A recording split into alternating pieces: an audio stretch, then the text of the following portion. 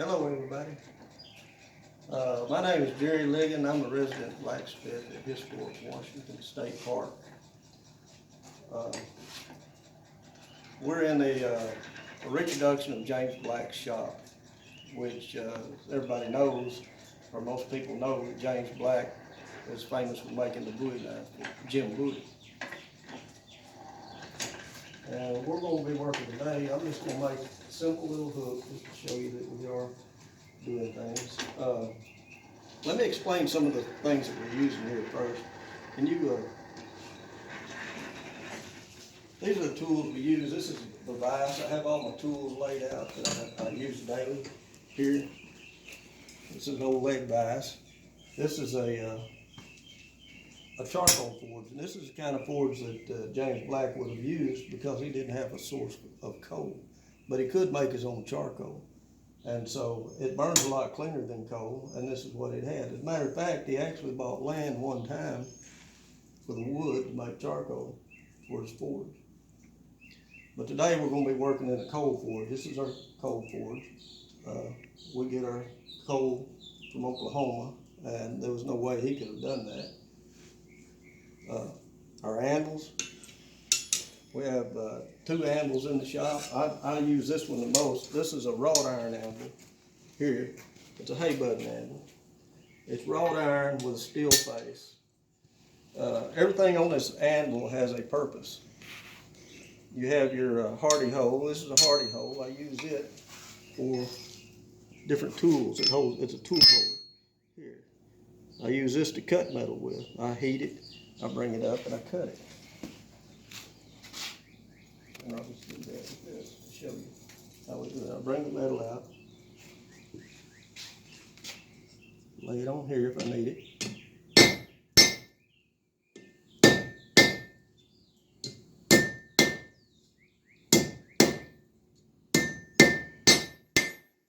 And then just break it off right there. So then I've cut it to the shape I want. I'll reheat it. This is a blower. This blower blows air. As anybody that's ever been to a campfire knows that when the wind blows, your fire gets hotter. This blows air up under here, and it brings the temperature up. I can bring this temperature up to 3,500 degrees, which will melt your steel. So you have to really watch it.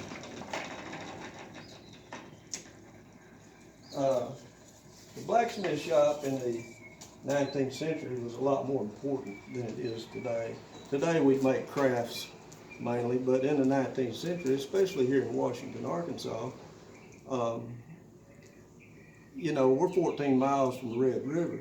Back in the early 1800s, that was Mexico. So Washington is in a strategic location that if you're coming down the Southwest Trail and your wagon's broke, or you need a plow, if you need a knife, if you need your gun repaired, you need your shoes on your horse or whatever, this was the last spot to get it done. So people realized that, and they set up their shops here in this town because it was the last stop. And they done well here. James Black is noted for making the Bowie knife for Jim Bowie. And as we know, Jim Bowie died in the Alamo during the Texas Revolution. Now, Jim Bowie came to Black in around 1831 and brought him an example of a knife that he wanted made. He carved it out with wood. He left it with him and said, "I'll return within 2 months to pick this knife up." So when he returned, James Black had made that knife, plus he had made a knife of his own design. And Jim Bowie picked Black's knife over his design. You know, Jim Bowie, what made Jim Bowie famous as a knife fighter was a sandbar fight in 1827. So people started coming to James Black and asking him for a knife like Bowie had. And as time went on, they started asking for the Bowie knife. And so the knife that he would have used during the sandbar fight was something similar to this. It's just an old butcher knife, just a regular old butcher knife. And that's what they said. You know, that's what was written about it, was the sandbar fight. Jim Bowie brought out his big butcher knife and disemboweled a young man. But later on, the knife that James Black made for Jim Bowie was a knife like this. This is a reproduction of the Bowie #1 here.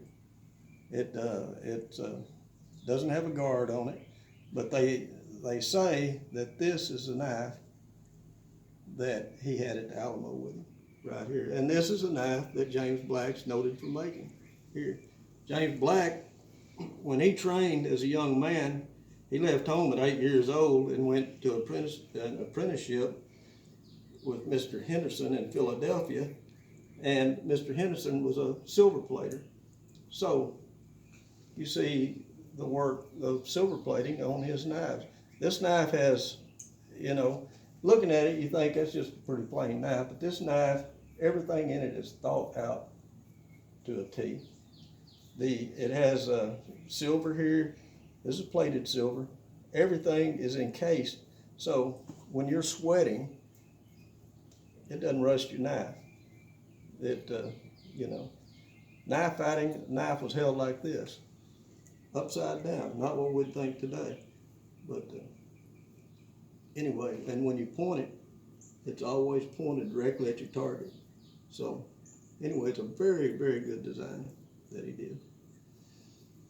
So this is a knife that went to the Alamo, made right here in Washington, Arkansas.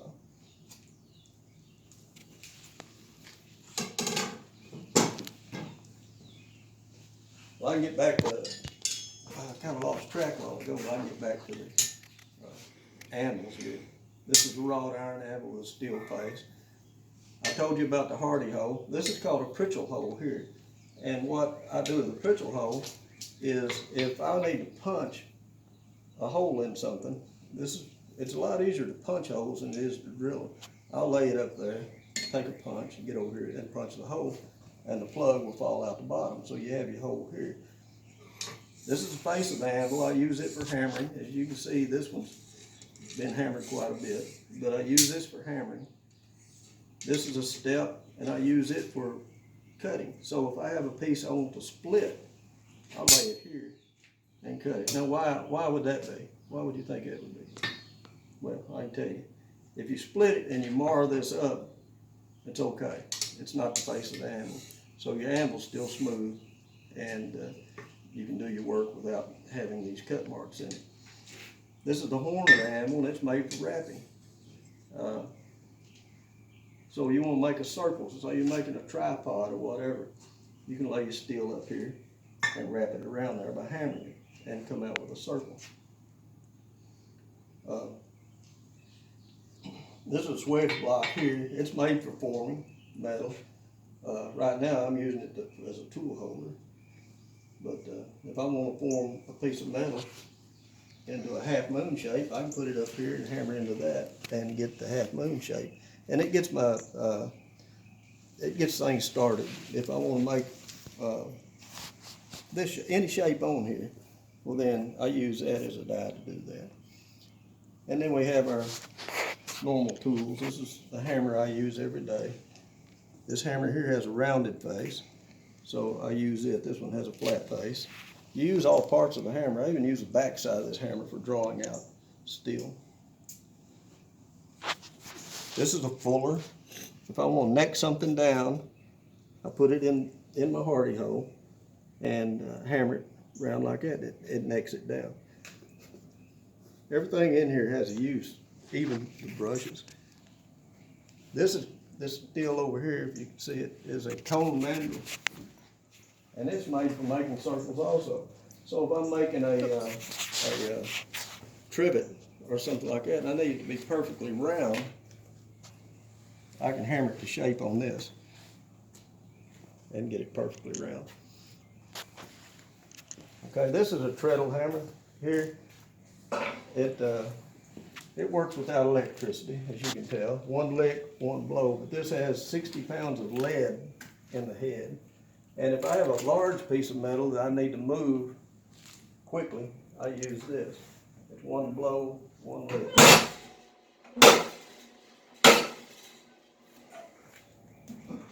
So, anyway, it'll move metal quickly.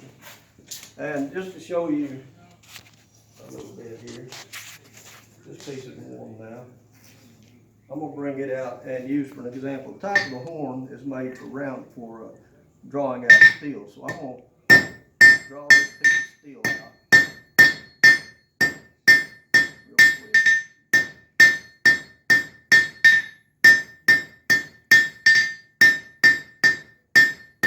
And then I'll bring it over here to the flat part.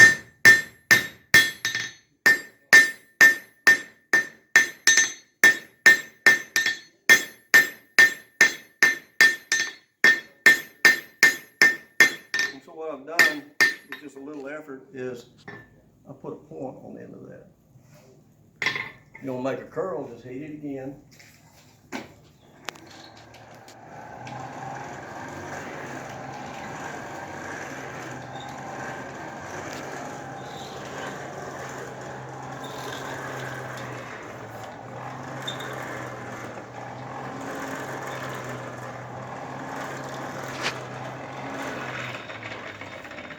I've got it all red again, and I'll bring it over here, start it like that,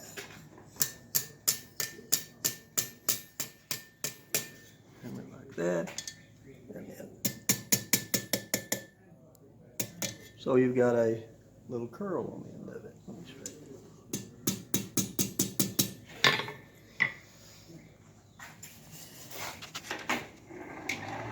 One more heat.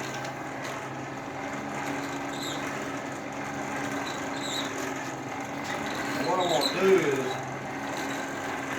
to keep from distorting the end of that, I'm going to cool the very end of it off in water.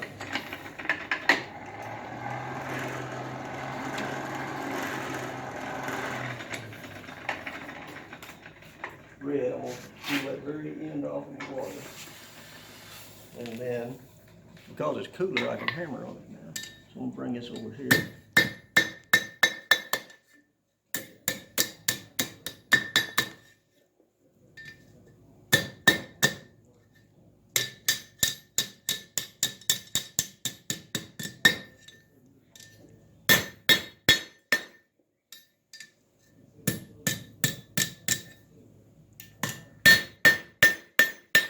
Okay, now what we've made is just a hook. You put a hook on each end, and it's a very useful tool for cooking in our fireplaces, for hanging things outside, whatever.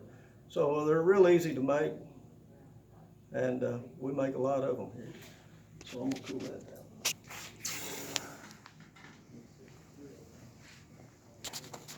Anyway, like I said, you know, the blacksmith shop in the 19th century was very important. And it was important to the town. It was, you know, if you didn't have a blacksmith shop, you didn't have much of a town. They depended on it 100%.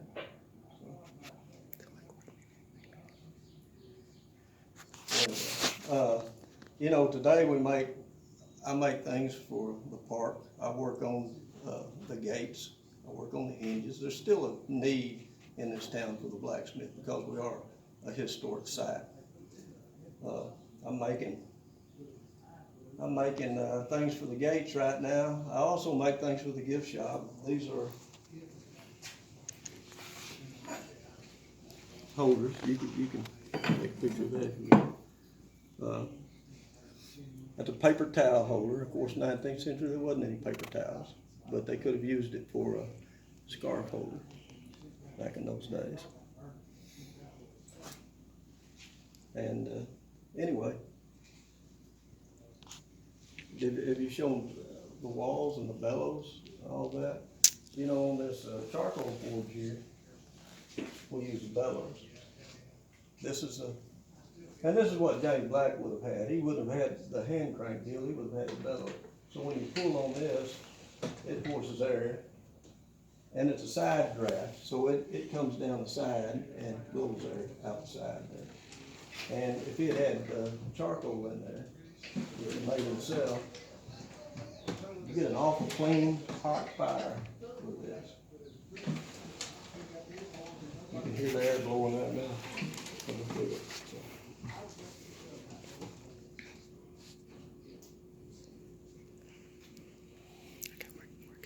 Anyway, thanks guys.